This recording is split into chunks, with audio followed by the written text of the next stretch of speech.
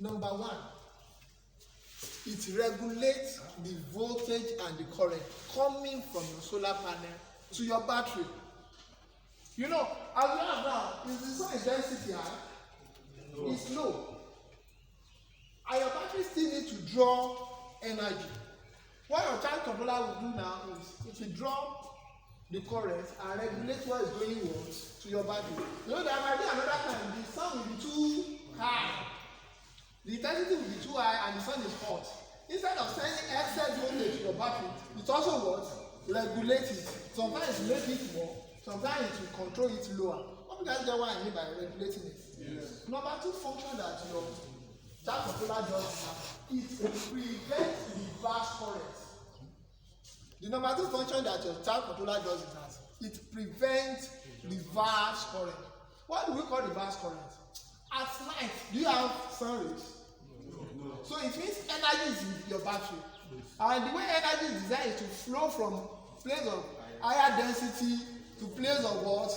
Lower density. So sometimes you don't have charge controller. What will happen when your charge controller is draining? Current will not go from your battery back to what? Your panel. One of the functions of that charge controller is it prevents reverse current flowing.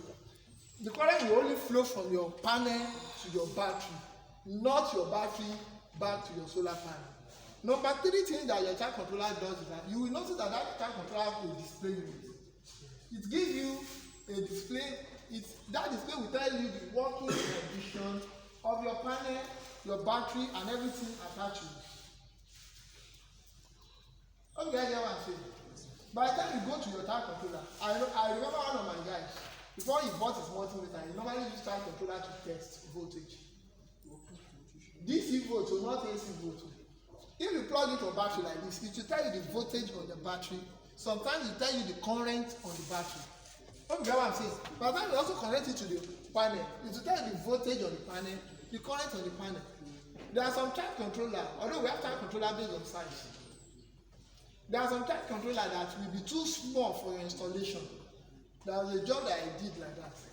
The man sent wrong charge controller. So I was initially planning to give them one small one that they should be using, pending the time that I will get bigger one. The moment you plug the wrong side of charge controller, first thing you notice that that charge controller will be heating up. I just told them, don't use charge controller now, just use your normal electricity. The moment the charge controller comes, put the normal on there. So it's like an indicator that will tell you the condition between your panel and your battery.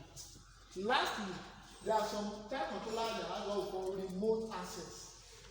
Remote access means your charge controller you can connect maybe LAN cable to it. There are some charge controller that there is a LAN cable that you can connect between your charge controller and your inverter. And anywhere you are in the whole world, you can know the light intensity, the sun rays intensity in your house from your charge controller. We have charge controller nowadays that even have IP address that you can connect them straight to internet. I will be giving you reports of the light intensity you have. Although those ones are luxury.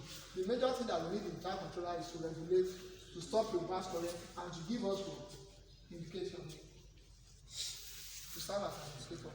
The next one we have is that we need another circuit breaker now. This also circuit breaker will also be DC. How many AC circuit breakers do I told you that we need?